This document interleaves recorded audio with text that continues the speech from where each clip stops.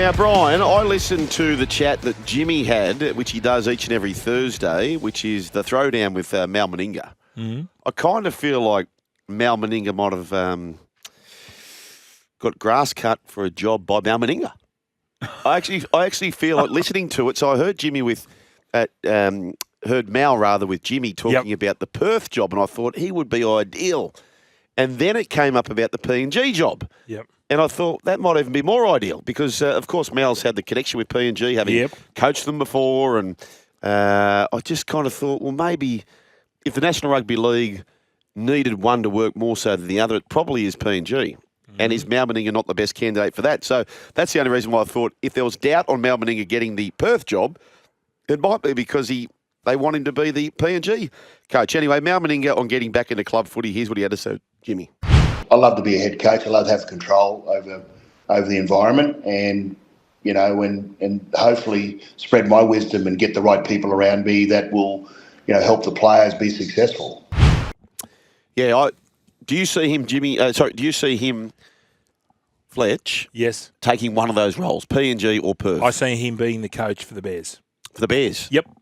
Right, yeah. He's very keen. He hasn't mentioned PNG. He does in this chat. But I mean, he's been very bullish on the... Yep. Sorry. He has mentioned PNG, but he's more bullish, I feel, on the Bears job. Mm-hmm. And he's made no secret he wants to get back into club footy. So, Mal Meninga, if you're the club and we've got the new CEO there, he's your first pick. Yeah, no, I totally agree. For the fact that he brings a name. Yep. So they might not... Over there, the Western Australians would not know who Brad Arthur is. No. Some of them would. They would know who Mal Meninga is. Yeah, and I feel that if they're going to get a coach, and he'll put some good people around him, I think this is a great... he would be a great choice for him. I totally agree 100%, but I just kind of feel like big picture. Mal? So if Mal takes up the Bears spot, which might be his preference, maybe it's not, I don't know.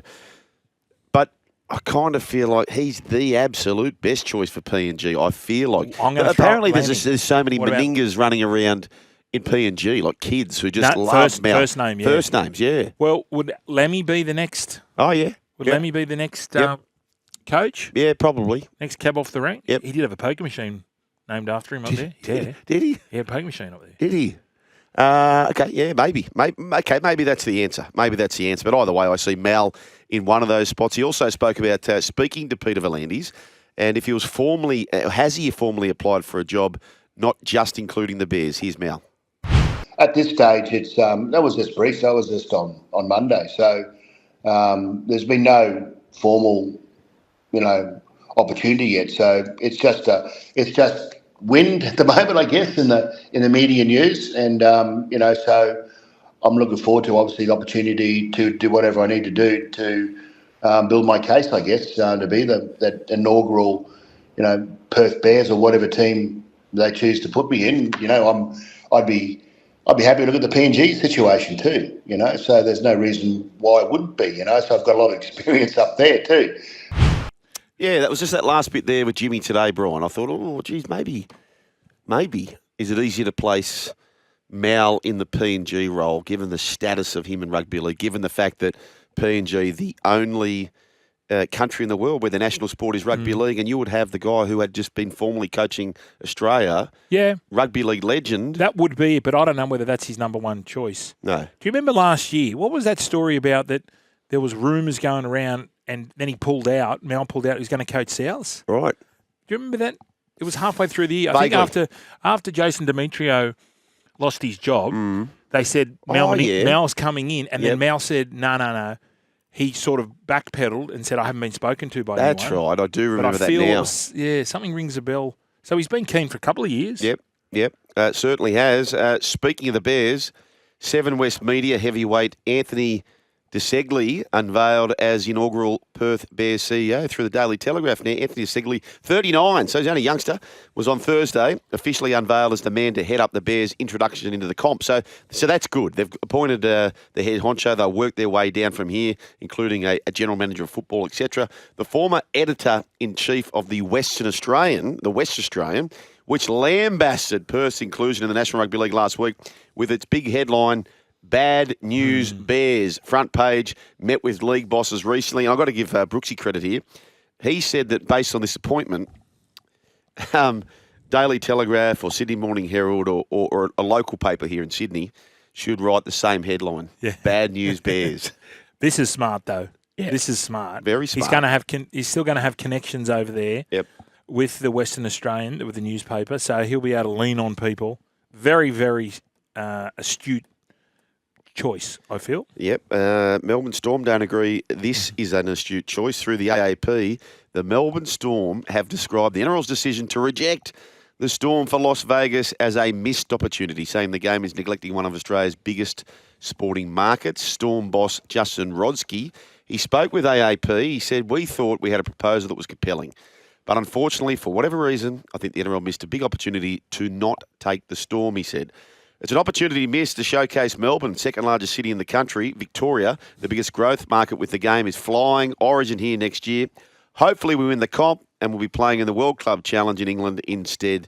Justin Rodkey, the CEO of Melbourne Storm, said. Yeah, but we've got another 2 years to go after this. So why do they want to go this year? What was the issue? Well, what Squeaky will gets the oil. Him coming out like that, I mean, if they weren't already a lay-downers there, they'll be there next year. Yeah. Next year. But just, why? Everyone's got to get a chance. Yep. Can't just jump to the front of the queue. No, you can't. Who's going to jump to the front of the queue? On the Daily Telegraph, they're asking the naming rights for Sydney's newest venue, Penrith Stadium, are up for grabs. With the Hooters, bring Hooters back. Hooters out Penrith, Hooters Stadium. Well, if Hooters want to do that, Brian, apparently, according to the Daily Telegraph, they will have to come up with a price tag of between $10 million and $15 million. Sydney's major stadium network includes Accor, Allianz and Combank Stadium. And Venues New South Wales now searching for a naming rights partner at the $300 million Penrith venue. $300 million. Yeah, what should it be called? What should it be called out there? What about... Hooters Park. Hooters Park. What else? Oh, what about Mount Druitt Waterworks? Yeah. The Waterworks Park. Yeah, that's I don't know if that's still there. Sponsored by the beach. What is it? The Pondi. Oh, Pondi. The Pondi Stadium. Pondi, swim between the flags. Out there.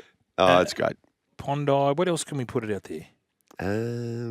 Wasn't Penrith one of the first Krispy Kremes? It was too. Yeah.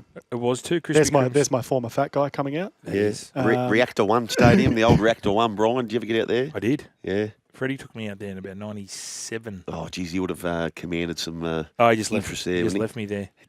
Took me 3 hours to get home. It's a long time.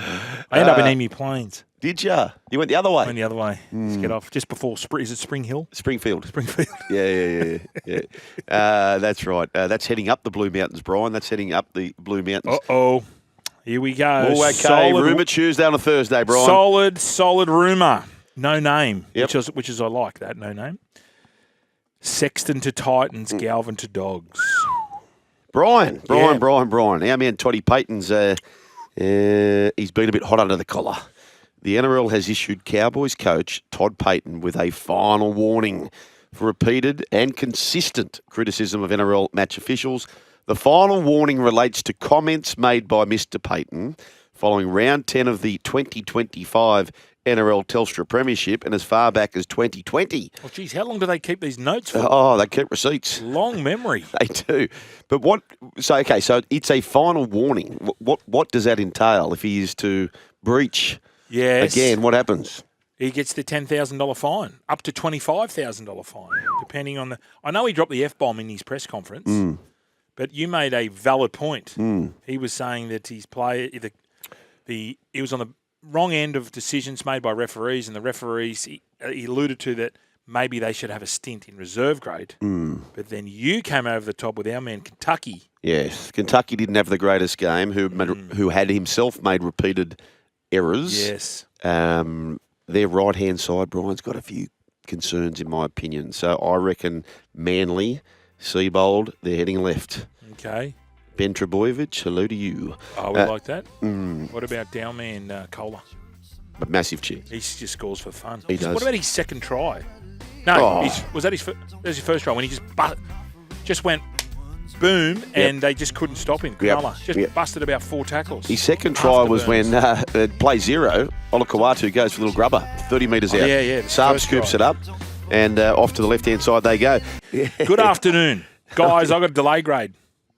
This nut job activist group, PETA, P-E-T-A, want to ban the Broncos' famous logo and rename them the Brisbane Boomerangs, which is hilarious.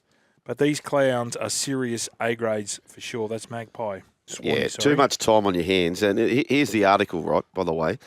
PETA call for Broncos, so PETA is in PETA, call for Broncos to ban famous icon and change name to the Brisbane Boomerangs. He is the four-legged secret weapon of the Broncos, but animal rights group People for the Ethical Treatment of Animals is calling for Buck the Broncos mascot to be retired. They're basically saying, buck off. On Thursday, PETA penned an open letter to the Broncos calling for his immediate removal, stating it is simply wrong to put the horse through the stress of being a mascot. PETA is asking the Brisbane Broncos to retire Buck and move away from imagery such as bucking Broncos, which glorifies rodeos.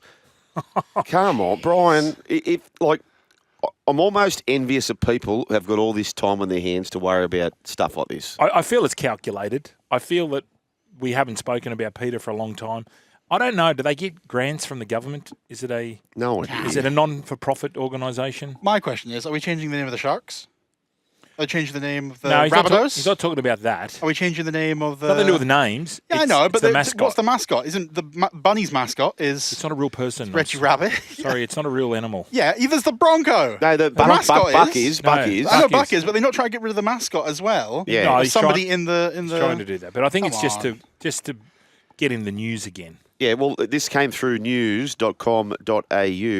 However, the Broncos didn't take long to shut down PETA's calls. I wouldn't have even responded. Don't even give him the time of day. Sorry, Statsy. Brilliant. Boomerangs come back.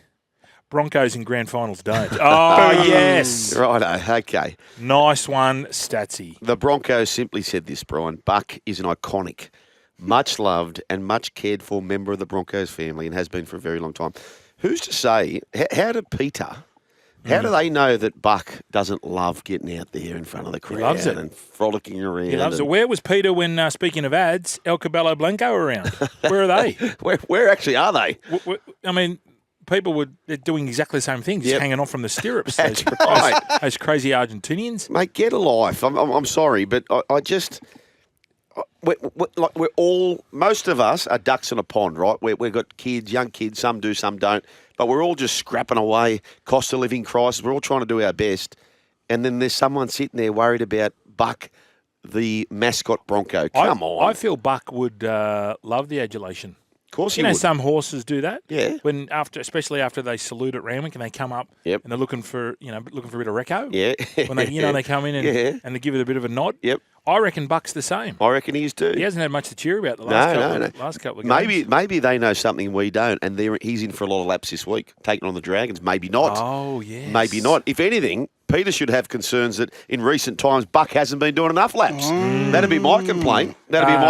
Matt from Brizzy, he goes, I agree with PETA. Strip all their premierships and kick them out of the comp.